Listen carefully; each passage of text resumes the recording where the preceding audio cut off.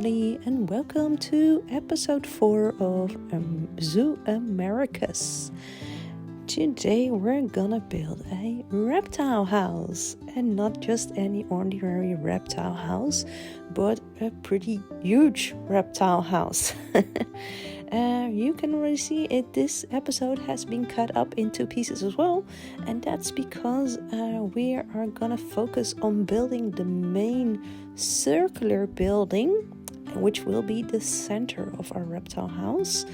And the next episode we will be building a little bit more of the wings, the left and the right wing of the building, and the outside area, which will be a nice little garden and I wanted to say crocodilian habitat, but actually it will be the caiman.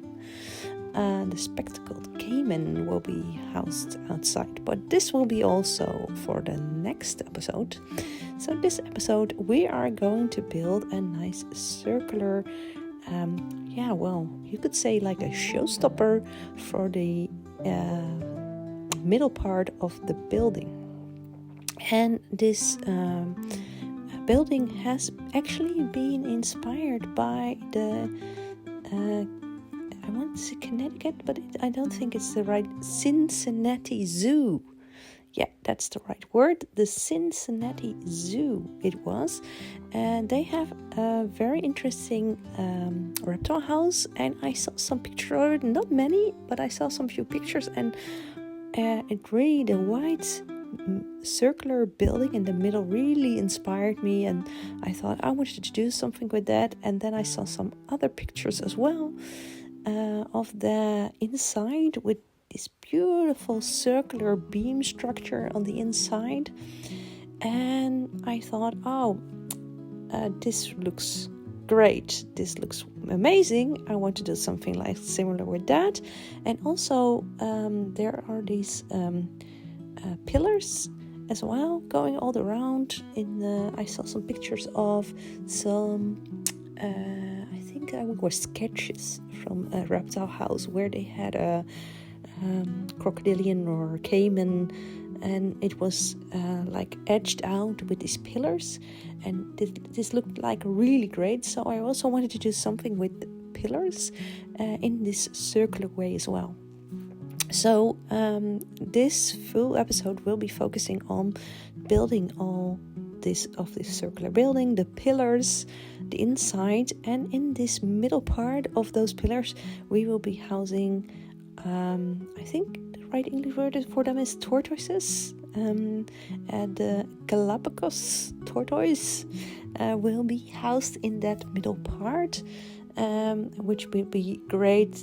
If you walk inside, you will see a little bit down to the tortoise exhibit or habitat. And like I said, this building was really inspired on the building of an existing reptile house, but still I had to figure out quite a lot how I had to and how I wanted to build this. And I wanted to have enough light in there, so I needed some skylights. And because it was circular and it's so big, I wanted to just build it in one go, make one piece and just like stick it around using this circular building method. I think most of you people know this will probably know this method. If you don't know this method, there are quite a few videos online showing how you can use it. It's using the limestone slab. I think it's an African piece, and this you put it in the middle, and then I just spaced it out so that we're even spaced. Because it's a grid piece, you can space out both sides evenly, and then from there you can just build it in the round.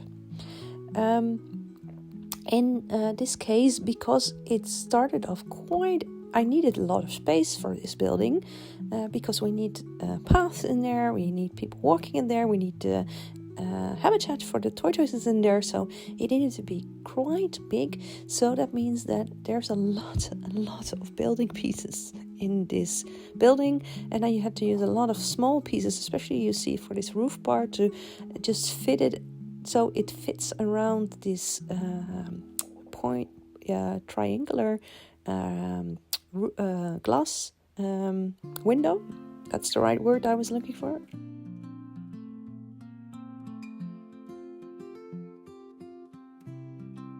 So I needed quite a lot of pieces as well. So when I was finally finished with all these pieces, later you won't see this in the video, but I had to wait quite a time for getting enough money again before I could actually build the full round building, because it was draining my cash like crazy.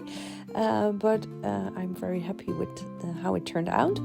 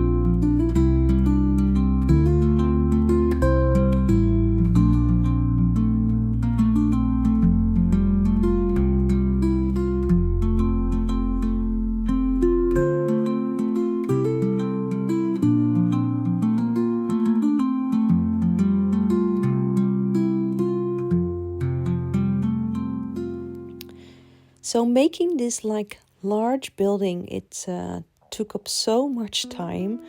I had to cut out like lots and lots of pieces here. You see me a lot of testing out pieces to see if they fit in a way that I liked, and also just testing out the parts of the building and seeing if it fits all together. So once I have every piece in the position that I wanted them to have, I test out if the building, if I copy it over and pull it to the left or the right, if that still is in the positioning that I think is right. So if you make a big circular building like that, you will see that it slowly gets smaller into the center, because otherwise you get too much overlap and it will get ugly. And that's what you see me doing here. But actually those tests, I had to cut out like a bunch of those tests, because otherwise you guys would go crazy seeing me testing like every other time. I had to test so many times just to make sure that everything fits.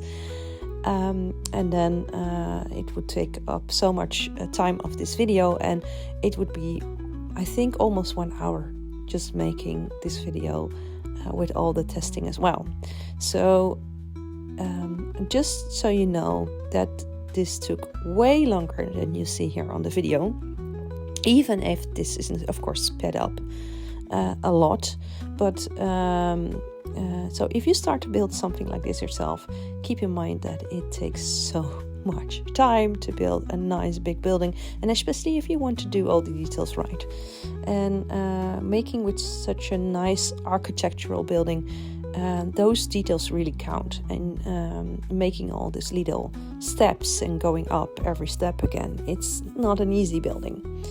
So here you see me making the column, or the pillar, or how you want to call it.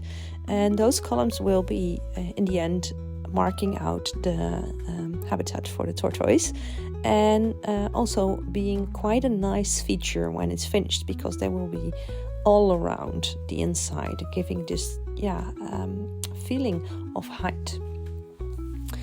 And then I also thought, it's not difficult enough yet. I want to make a slightly bent roof. I sometimes You can make my life so difficult.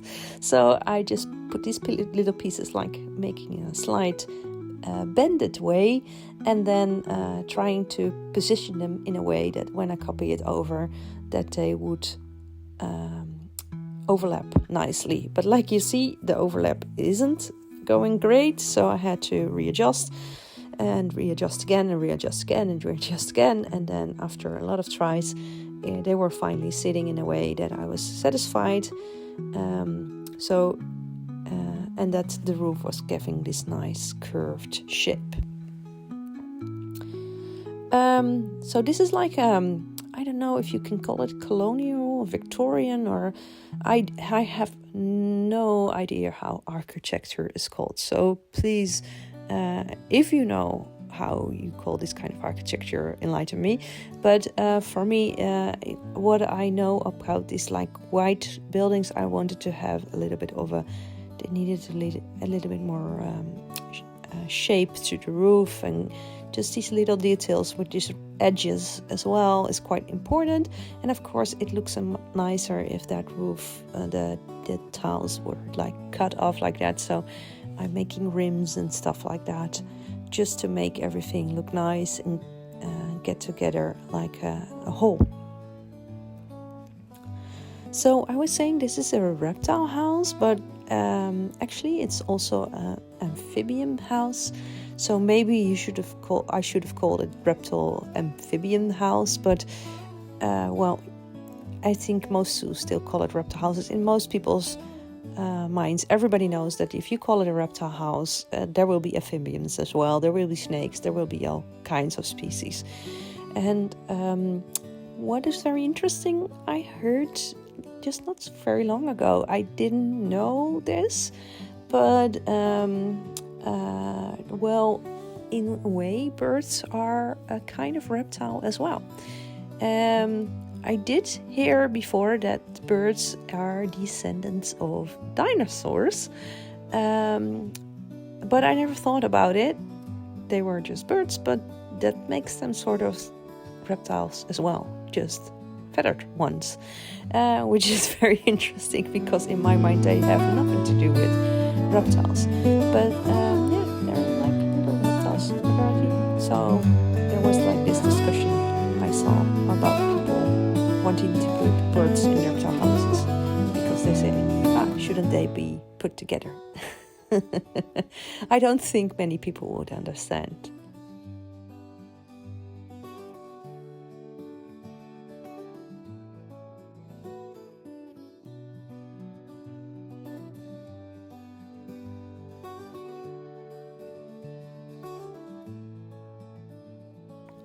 So making such a big project was quite interesting for me. I think it was the first time I ever tried to really build something this big and architectural, and really thinking about every step and having to think about every tier of this building and making sure it fits like that. And although it took so much time to build it, I think it was really nice making something like this and building just this wonderful building and seeing the end results. But we're quite a little bit far for the end result yet. There's still a lot to do before we even have the building, the outer shell of the building ready yet. So for the top roof, I wanted to make something a little bit more easy. So I just opted for these plaster pieces just to make the roof part. And in the end, I saw that the big slab was too big, because you need, like I said, every tier be going up. Every part that gets closer to the middle, it has to be a lot thinner. And there you can see there's quite some overlap there. So I knew I had to thin it out and make it even smaller. So it would fit properly, because otherwise it would be all sticking and poking through and it would be not so nice to look at. So I'm making it a lot thinner and making sure that it's sitting right once I copy it over.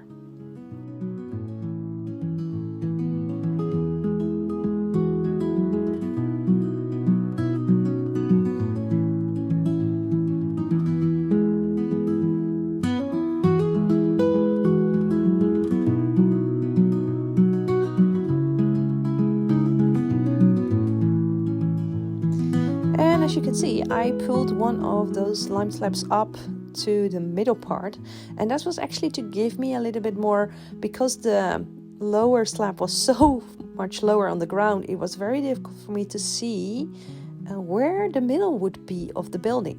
And this round building needed a really nice top as well, and just to make sure that I was not going off with my positioning, and I knew how far I had to go, because I wanted to have the slab there, so I have a little bit of a pointer for how far I had to go.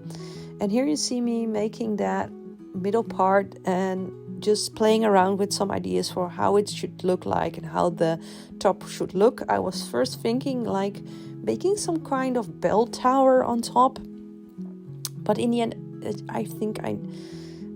first I thought it would be a nice idea, but I thought maybe I could recolor it, but unfortunately it wasn't flexi color and it didn't feel like the right idea. But I kept it for then. I would leave it until the end anyway, but now with the middle slab I knew how far I could poke it through, so it would be in the middle and it wouldn't, because that was the part where I needed to go.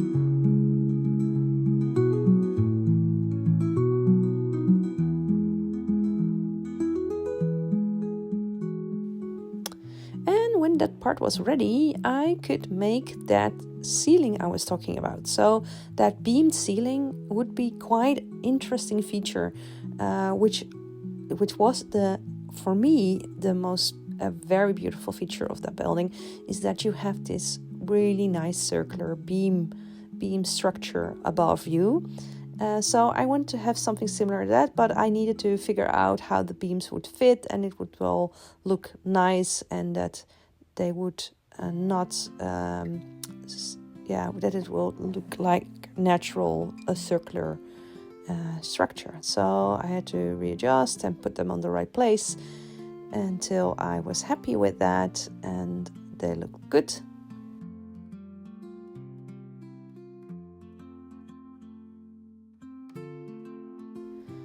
And then I want to cover up the bottom here, because I made some beams and stuff like that, but I wanted to make sure that the ceiling was covered up, because I thought it would look not nice to look against those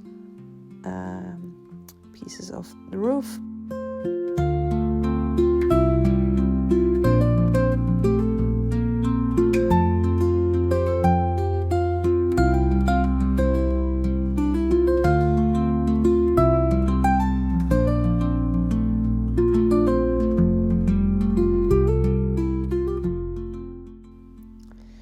So with everything in place, I could start copying over everything, but somehow my positioning was off. So when I was copying it over to the other side, I saw that it wasn't sitting exactly on the same height as the other part. So what I did is just deleted all the other part on the other side except for the lowest rim, and then started copying it over, so that after I finished all copying, I could just delete everything else. And then at the end, it turned out I was also not quite on the right place, because it was a bit too wide. So I had to delete lots of parts, so because they were sticking over. First of all, I thought, oh no, I made a huge mistake. I didn't think about how it would fit all together in the end.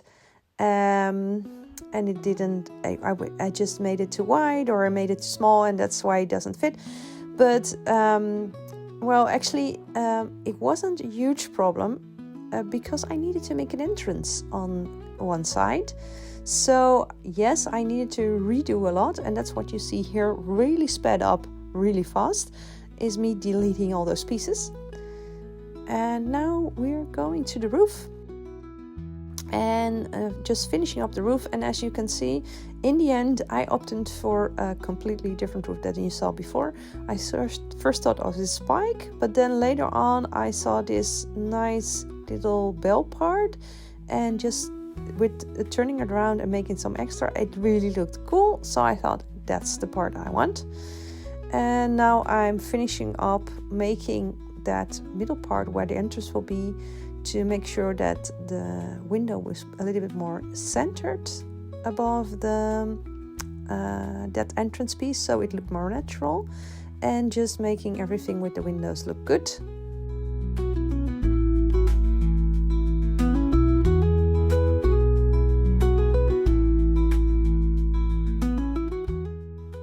And it also counted for that window because it looked weird sitting there, so it needed to be also more centered, so it looked more natural.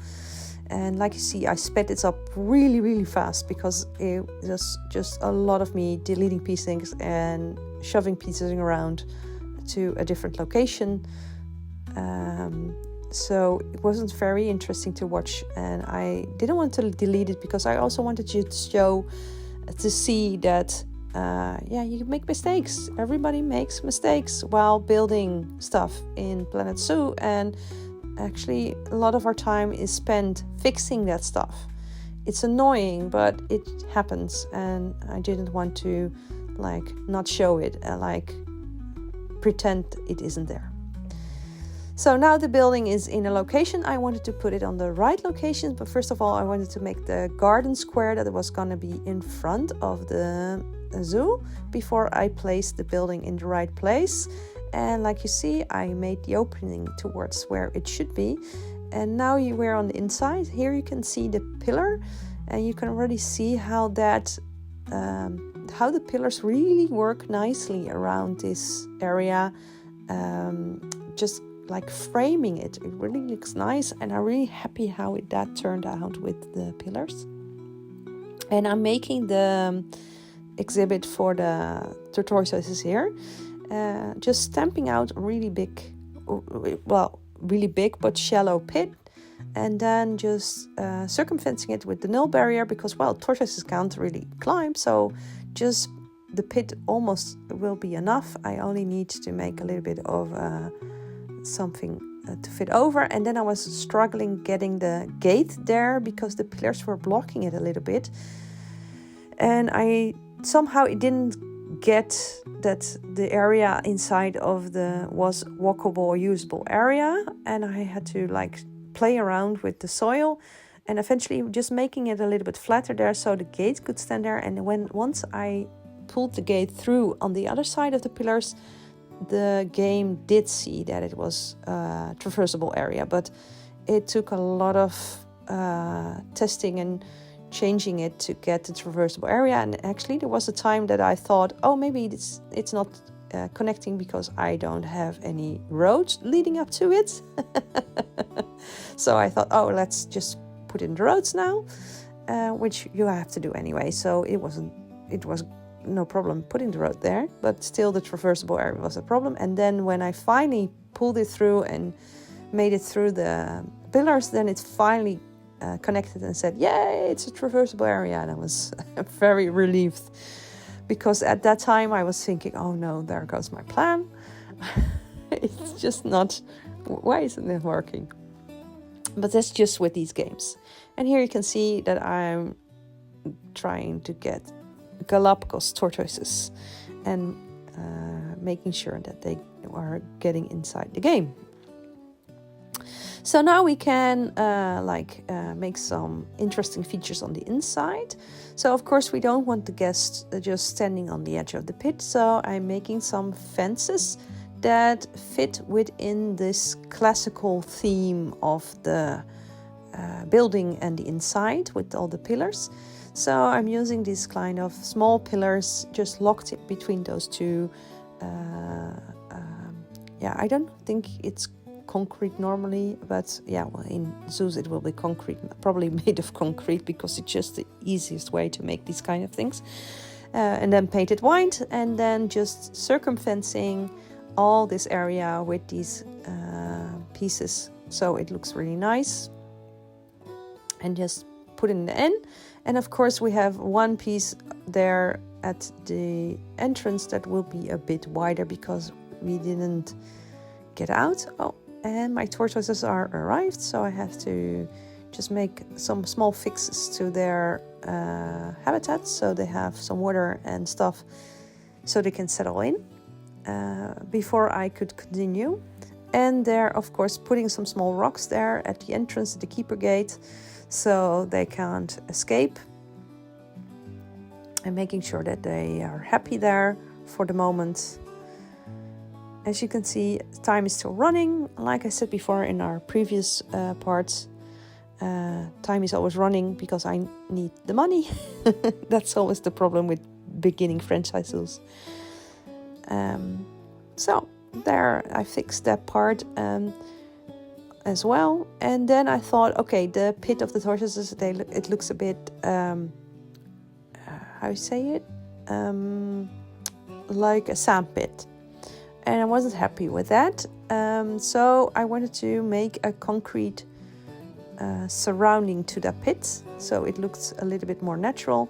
So I just made very easy concrete slabs and just copied it around in a circle, so it covered everything of the pit, and you have a really nice barrier. And I could just delete it on the part where I didn't need it, and then it looked a lot neater. And of course there needs to be an info sign, like with any animal, and of course this info sign needed to be a little bit more into the same theme as the other parts of the building. So I was making a little bit more of a classical themed info sign like this. And even if it's just a few parts and very simple, it just blends in so well with this inside surroundings of this building. It looks so nice. So even if it's simple, it just looks nice. I'm very happy with that. And then we could start with the entrance to the house. So of course people won't go just straight into the building. I wanted to have a little bit of a front part where people go in. And that's mainly because, well, most reptiles just live in a very, very warm climate. And you want to have that building a little bit heated. And so it's very sensible to have a part where the guests come in as a buffer zone for the heat, that the heat can't escape as easily from the inside building, because otherwise you make so much costs just getting the heating done. So this is also like the buffer zone for having that heat kept in.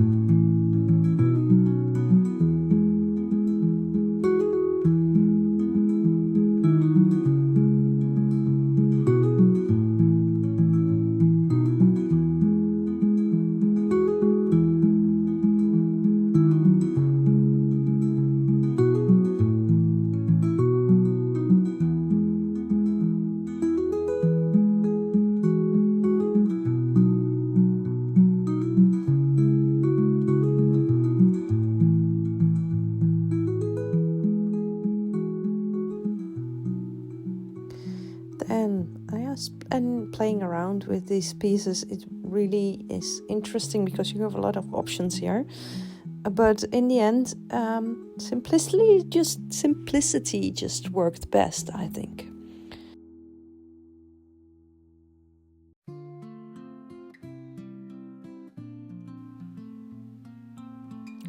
And just pulling that entrance part together with the building, it was quite essential to using the same a brick tiled right roof structure, so it just blended all in well together. And here is one of those stone slabs with a lot of insects on it, which I thought it would be looking quite nice here at this reptile house. Because also we will be housing some spiders here and stuff like that, so it will be quite interesting. And of course these insects are mainly eaten by those reptiles. And then putting in some flooring, and later on I actually would put more flooring inside the reptile house as well, with the same stones. But it was quite a challenge because, like you've seen, it's like a round, but it's not completely perfectly circular. So I was getting those floors in. I had to work with these pieces and just making sure that everything fitted. So making that floor was a challenge. But you will see in the next episode how I make that floor, I think. Just putting those double doors in again, making sure that people can easily walk in and out without bumping into each other or leaving doors open all the time, just to make sure that the heat can escape and just to make sure that the guests won't walk through walls. I put a little bit of a blocker there for people, so in the dynamics you don't see people walking through walls. And then finishing up that inner part, that gap over there, so it looks all neat and together.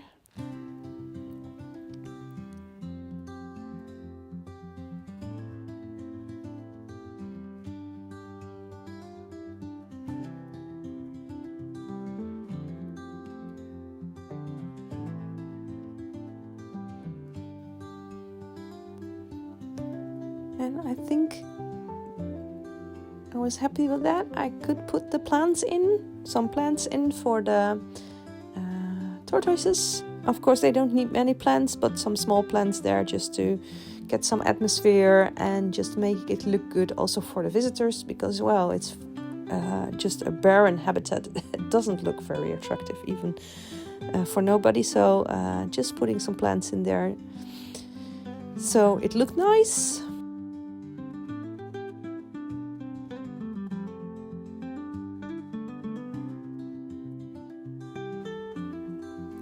So here it is, the finished building, the center part of the building. Like I said, we will be working on the wings of the building, left and right wing, on the next episode. And here you can see that beautiful ceiling I was talking about with the round beams. I'm really happy with that.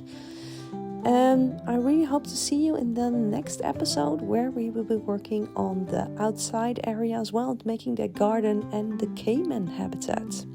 So hope to see you around in the next episode. Thanks for watching. Bye bye.